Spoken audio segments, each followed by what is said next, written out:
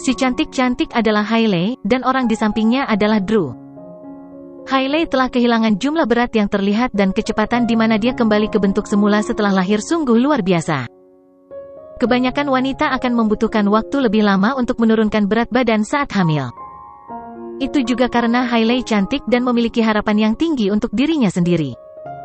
Pada saat yang sama, dia juga memaksa dirinya untuk kembali ke kondisi fisik terbaik yang dia bisa, untuk memenangkan hati Jordan lagi. Pelayan di pintu juga terpesona oleh kecantikan Hailey, jadi dia mengumumkan kedatangannya bahkan sebelum memeriksa kartu undangan mereka. The Camdens of Orlando ada di sini? Camdens dari Orlando? Bisnis apa yang dijalankan Camdens? Saya tidak tahu, saya belum pernah mendengar tentang mereka, tetapi wanita muda ini di sini cukup cantik. Para tamu terkejut mendengar nama Camdens karena jarak Houston cukup jauh dari Orlando. Hanya keluarga terkenal di Orlando yang akan dikenal di Houston. Tidak mungkin keluarga seperti Camdens yang akan bangkrut, diketahui di sini. Russell juga tercengang. Siapa Camden itu? Apakah Anda yang mengundang mereka, Victoria? Victoria langsung tidak senang melihat Hailey.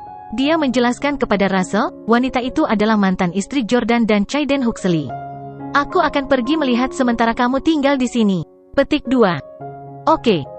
Russell tidak pernah bermaksud menghibur mereka. Bahkan jika Diana muncul, Russell tidak akan repot-repot menyapanya, apalagi Hailey dan Drew. Di mata Russell, Camden sama sekali tidak bisa dibandingkan dengan Howard. Victoria berjalan perlahan dan bertanya dengan ekspresi bermusuhan, "Untuk apa kamu di sini?" Ketika Hailey melihat Victoria, dia juga memelototinya. "Victoria Clarke, omong kosong apa yang kamu lakukan? Kamu sudah merebut Jordan, namun kamu putus dengannya untuk menikah dengan lelaki tua?"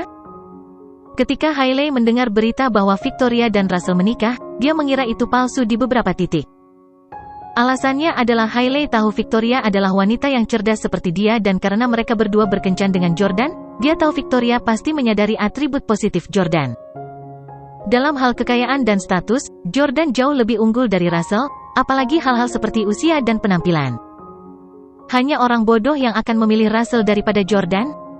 Ketika Hailey melihat Victoria mengenakan gaun pengantin dan berdiri di samping Russell, dia akhirnya berani percaya bahwa itu benar. "Itu bukan urusanmu," balas Victoria dingin. Dia benar-benar membenci Hailey, yang telah mengkhianati Jordan berkali-kali dan bahkan memiliki bayi dengan pria lain. Hailey berkata dengan benar, "Bagaimana ini bukan urusanku? Jordan adalah mantan suamiku, ayah dari anakku, dan pria yang masih sangat kucintai. Kau telah menyakiti priaku. Tentu saja, aku harus meminta penjelasan darimu." Victoria berpunuk dengan dingin dan berteriak, "Kamu tidak berhak menceramahiku. Dalam hal menyakiti Jordan, kamu jauh lebih buruk dariku. Anda." Hailey ingat dia telah mengkhianati Jordan beberapa kali dan karena itu terlalu malu untuk mengatakan apapun. Victoria tahu Hailey tidak mungkin membela Jordan karena dia sangat senang dengan perpisahan mereka, jadi bagaimana mungkin dia bisa mencari keadilan untuknya? Victoria berseru, "Hailey Camden, kamu di sini untuk mencari Jordan, ya? Anda telah membuat keputusan yang salah karena Jordan tidak akan datang. Juga, izinkan saya memberitahu Anda, jangan berpikir bahwa Anda akan memiliki kesempatan untuk kembali bersama dengan Jordan setelah saya putus dengannya. Kamu tidak pantas untuk kembali bersamanya. Ada seorang wanita yang lebih cantik, lebih lembut, dan memiliki karakter yang lebih baik darimu. Latar belakang keluarganya juga jauh lebih baik, jadi Jordan tidak akan pernah memilihmu." Hailey menjadi marah. Victoria Clarke? Hailey tidak mengharapkan Victoria untuk mengekspos agenda sebenarnya untuk menghadiri pernikahan. Dia di sini bukan untuk membuang-buang napas pada Victoria, dia juga tidak peduli dengan siapa yang akan dinikahi Victoria. Hailey ada di sini untuk melihat Jordan?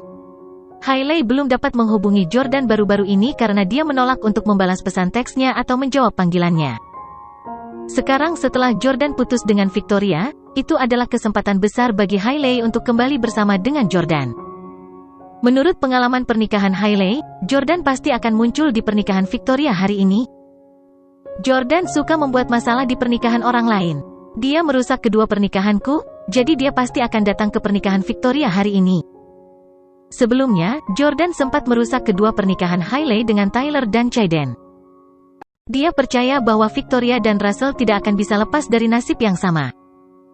Para wanita yang dicintai Jordan tampaknya dikutuk, karena pernikahan mereka pasti akan dihancurkan olehnya.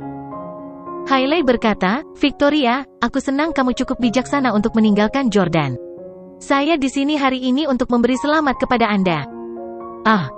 Drew mengeluarkan kartu dan menyerahkannya kepada staf layanan di pintu. Ini hadiah $30.000 dari kami.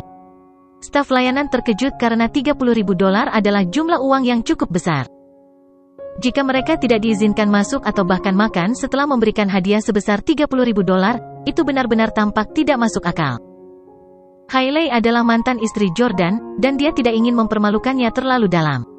Dia berkata, karena kamu ingin tinggal di sini, sesuaikan dirimu. Temukan kursi acak dan duduklah. Petik 2. Setelah mengatakan itu, Victoria berbalik dan pergi. HMPH. Hailey berpunuk dingin dan menelan harga dirinya dan mengandalkan kecantikannya untuk menemukan kursi kosong di dekat pintu. Segera, pernikahan secara resmi dimulai pada pukul 6 sore. Di tempat parkir di luar hotel. Pablo bersandar pada Bentley dan dia melemparkan sebatang rokok ke tanah dengan marah. Dia berseru, ini sudah jam 6, dan pernikahan akan segera dimulai. Saudara-saudara, ayo cepat masuk dan hancurkan pernikahan. Hancurkan semuanya menjadi potongan-potongan. Petik 2. Ya. Pablo dan yang lainnya baru saja akan bergerak, tetapi mereka tiba-tiba menerima telepon dari Jordan. Yordania, pernikahan telah dimulai. Saya membawa orang-orang saya bersama saya. Pablo melaporkan. Jordan menghentikannya dan berkata, tidak, saya sudah di Houston. Salvatore membawaku ke hotel. Tetap di tempatmu dan jangan bergerak. Aku sendiri yang akan menghentikan pernikahannya. Salvatore, yang sedang melaju kencang dengan SUV Volvo dan menabrak banyak mobil, berseru, Tuan Dalton, serahkan saja pada Jordan untuk melakukan hal-hal keren. Jangan mencuri pusat perhatiannya. Pablo terkekeh, mengetahui bahwa Jordan hanya mengkhawatirkannya. Karena Pablo memiliki catatan kriminal, akan sulit baginya untuk melarikan diri jika dia menerobos masuk dan ditangkap oleh polisi. Pablo berkata, ya, Tuan Jordan, saya akan menunggu Anda. Meskipun Russell adalah orang paling terkenal dan terkaya di Houston, dia akan menikah untuk kedua kalinya dalam hidupnya dan mantan istrinya baru saja meninggal belum lama ini. Oleh karena itu, pernikahan diadakan di malam hari dengan cara yang agak sederhana. Dia juga mengundang sejumlah kecil tamu, yang semuanya sangat dekat dengannya atau berstatus tinggi. Demikian pula, upacara pernikahannya juga sangat sederhana, dan mereka tidak melalui berbagai formalitas yang sering dilalui oleh banyak pasangan muda. Permainan dan formalitas norak itu terlalu merendahkan Russell dan Victoria, yang keduanya adalah presiden perusahaan terdaftar. Mereka berdua berjalan menuju panggung di mana Russell mengucapkan banyak kata-kata sopan untuk berterima kasih kepada semua tamu di sana. Ia pun menceritakan pengalamannya beberapa tahun terakhir. Dia bahkan menceritakan bagaimana dia dan Victoria bertemu dan jatuh cinta. Tentu saja, tidak semua yang dia katakan adalah kebenaran. Misalnya, dia secara terbuka mengakui bahwa Victoria adalah putri sahabatnya, tetapi dia tidak menyebutkan bahwa dia pernah menjadi ayah gulanya. Sebaliknya, dia mengatakan bahwa dia tanpa pamrih membantu Victoria dan Emily, tanpa menyebutkan masalah menjadikan Victoria kekasihnya. Setelah mendengar ceritanya, para tamu sangat tersentuh oleh calon pengantin baru. Ini sangat menyentuh. Ayah pengantin wanita akan senang mengetahui bahwa putrinya berada di tangan yang baik dan sekarang dirawat dengan sangat baik. Ya, Tuan Miller selalu memperlakukan pengantin wanita sebagai putrinya dan merawatnya dan saudara perempuannya selama bertahun-tahun. Sungguh hal yang indah sehingga mereka benar-benar menjadi keluarga sekarang. Petik 2. Melihat semua orang tersentuh oleh kisah cinta Russell dan Victoria, pembawa acara pernikahan melangkah ke atas panggung. Dia berkata, Tuan, kisah cinta Miller dan Miss Clarke begitu romantis dan penuh liku. Haruskah kita membuat pengantin baru saling berciuman sekarang? Petik 2. Kerumunan di bawah panggung mulai bersorak segera. Mencium satu sama lain, mencium satu sama lain. Russell memegang tangan Victoria di atas panggung dan Victoria terlihat agak canggung. Di sisi lain, Russell berbisik, pembawa acara ini benar-benar bertindak tidak pantas. Saya dengan jelas mengatakan kepadanya untuk tidak membuat omong kosong seperti itu. Setelah mengeluh tentang tuan rumah, Russell berkata, Victoria, ini hari besar kami dan semua orang sangat antusias. Temani saja aku untuk menghibur mereka, oke? Russell sangat ingin mencium Victoria. Meskipun wanita yang menjalani operasi plastik agar terlihat seperti Victoria melakukan pekerjaan yang baik dalam menirunya, tidak mungkin dia bisa dibandingkan dengan Victoria yang asli. Wanita murahan yang bisa dicium selama dia diberi uang tidak akan pernah bisa dibandingkan dengan wanita cantik yang tidak bisa dibeli bahkan dengan sekitar $1 miliar. Victoria tahu bahwa para tamu di atas panggung semuanya berstatus luar biasa, terutama Martin Howard. Jika dia tidak setuju, Russell akan dipermalukan. Victoria selalu menjadi wanita cerdas yang tahu untuk tidak mempermalukan pria. Oke, Victoria setuju dengan anggukan. Russell sangat gembira, dan dia segera bergerak lebih dekat ke arah Victoria sementara orang banyak bertepuk tangan perlahan-lahan membungkuk untuk ciuman. Victoria berdiri terpaku di tanah. Russell semakin dekat dan dekat dengannya sehingga dia memutuskan untuk menutup matanya saja. Saat dia menutup matanya, Victoria memikirkan Jordan lagi. Maafkan aku, Jordan, hubungan kita tidak akan membuahkan hasil. Aku hanya melakukan ini agar aku bisa membuatmu melupakanku. Daripada menempatkanmu dalam posisi yang sulit ketika saatnya tiba, aku lebih suka kamu membenciku sekarang. Victoria hanya menyalahkan rencana Tuhan. Semua orang melihat ke panggung di mana bibir Russell hampir akan menyentuh bibir merah Victoria. Namun, saat ini, Jordan tiba-tiba memimpin bawahannya ke pintu dan berseru pada Russell, yang ada di atas panggung. Russell Miller, jika kamu berani mencium Victoria, aku akan menamparkan bibirmu sampai bengkak. Staf layanan di pintu masuk terkejut, dan dia baru saja berbalik untuk melihat panggung. Setelah sadar kembali, dia segera menghentikan Jordan. Apa yang kamu lakukan di sini? Beritahu saya nama Anda. Pablo mengusir staf layanan dan kemudian berjalan untuk berkata kepadanya, dengar. Dia adalah Jordan Steele, orang terkaya di negara ini. Orang terkaya di negara ini? Jordan Steele, Presiden J Corporation. Ah, aku ingat sekarang. Dia adalah mantan pacar mempelai wanita, Victoria Clarke. Dialah yang memberikan Perry Express kepada Victoria sebagai hadiah. Kenapa dia ada di sini? Apakah dia di sini untuk merebut pengantin wanita? Petik 2. Ada keributan besar di pesta pernikahan. Pada saat ini, Hailey, yang berada di pesta pernikahan, tersenyum dan berseru, HMPH, aku tahu itu. Aku tahu Jordan akan datang. Pria ini suka mengacaukan pernikahan mantan kekasihnya. Dia mengacaukan kedua pernikahanku, jadi dia pasti datang untuk mengacaukan pernikahan Victoria juga. Hailey ada di sana untuk melihat Jordan sejak awal, jadi dia bergegas ke arahnya begitu dia melihatnya. Yordania, Jordan, kamu baik-baik saja. Aku sangat mengkhawatirkanmu. Sudah kubilang sejak lama bahwa Victoria bukan wanita yang baik dan dia tidak pernah benar-benar menyukaimu. Aku satu-satunya orang di dunia ini yang benar-benar menyukaimu.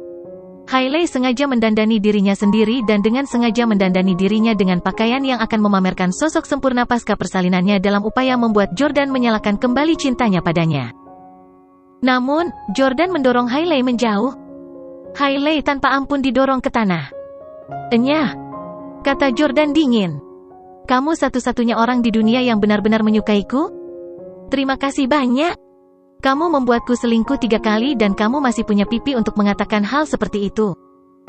Sekarang, Victoria adalah satu-satunya orang yang dipedulikan Jordan, jadi dia sama sekali tidak peduli dengan Hailey. Jordan mendekati panggung selangkah demi selangkah. Pada saat ini, Howard semua memandang Jordan. Martin mengambil cangkir tehnya, menyesapnya, dan segera bersemangat setelahnya. Dia kemudian mengukur Jordan dengan hati-hati. Ini adalah pertama kalinya Jordan bertemu Martin.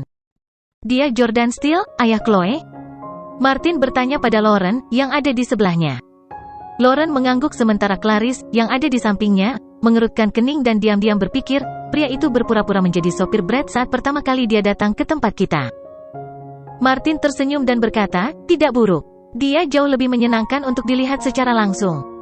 Martin jelas menyukai Jordan dan ingin dia menikahi cucunya.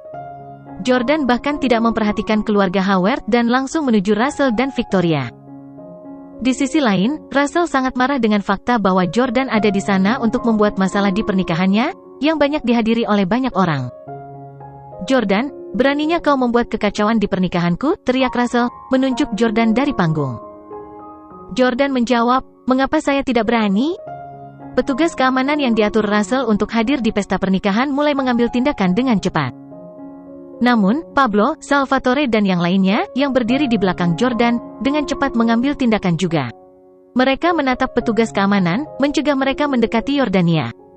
Melihat perkelahian akan pecah di pesta pernikahan, Victoria, yang berada di atas panggung, berkata, Jordan, ini sudah berakhir di antara kita.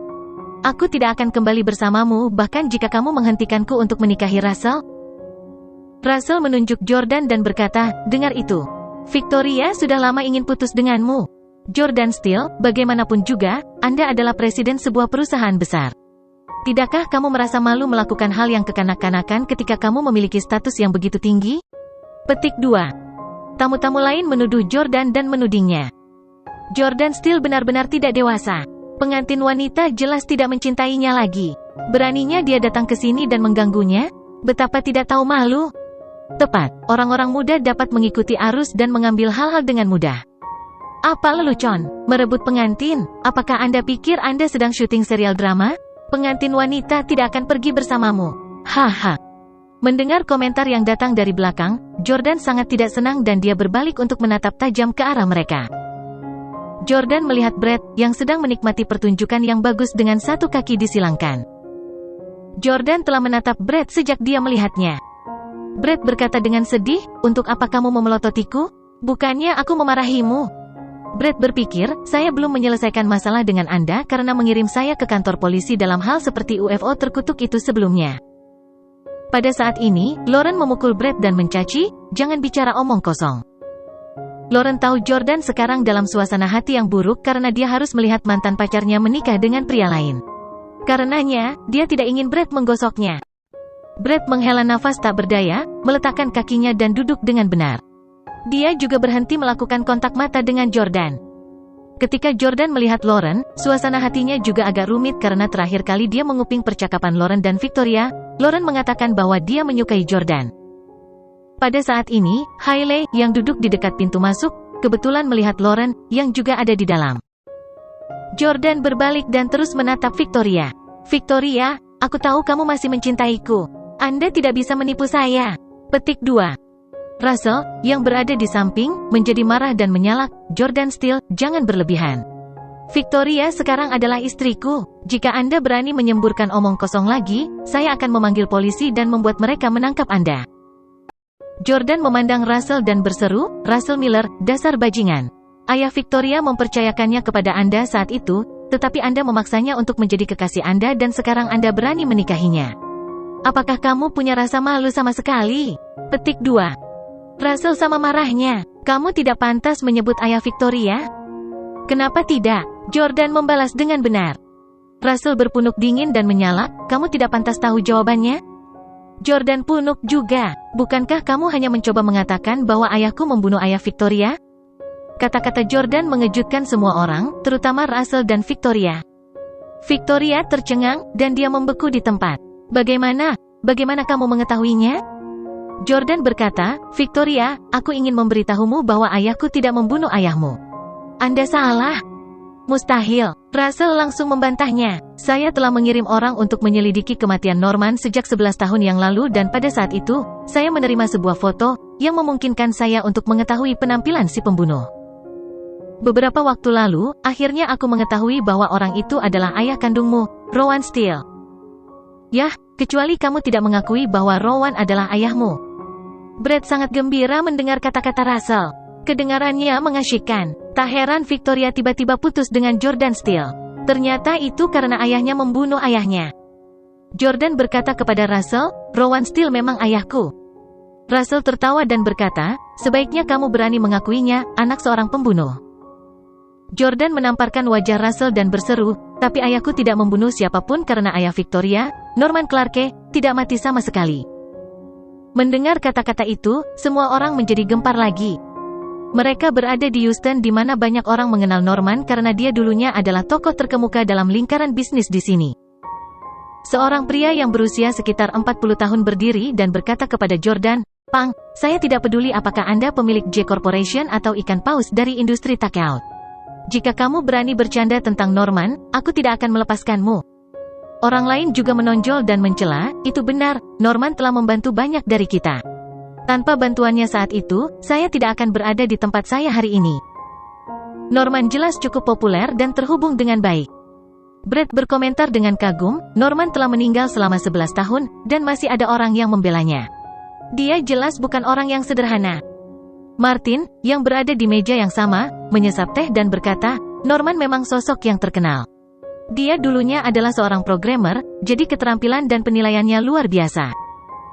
Kami dapat menikmati teknologi 5G hari ini karena perencanaan strategis yang dilakukan Norman 15 tahun lalu. Dialah yang membuat bos Huawei menginvestasikan setidaknya 10% dari hasil penjualan dalam penelitian dan pengembangan, yang mengarah pada keunggulan kompetitif kuat yang dinikmati Huawei saat ini.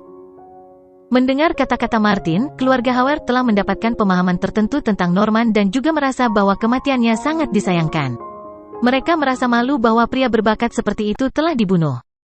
Victoria juga sangat marah karena dia tahu Jordan bukan tipe orang yang suka bercanda. "Jordan, apa yang kamu bicarakan? Apa maksudmu, ayahku tidak mati?" Russell segera berkata, "Victoria, jangan dengarkan omong kosongnya. Dia hanya mengarang kebohongan ini untuk menghentikanmu menikahiku." Namun, Victoria tidak berpikir demikian. Saat itu, mereka tidak bisa melihat mayat ayah mereka dan sejak itu dia bertanya-tanya apakah dia masih hidup. Pada saat ini, Jordan mengeluarkan ponselnya dari sakunya dan menunjukkan kepada Victoria foto Norman yang baru saja diambil.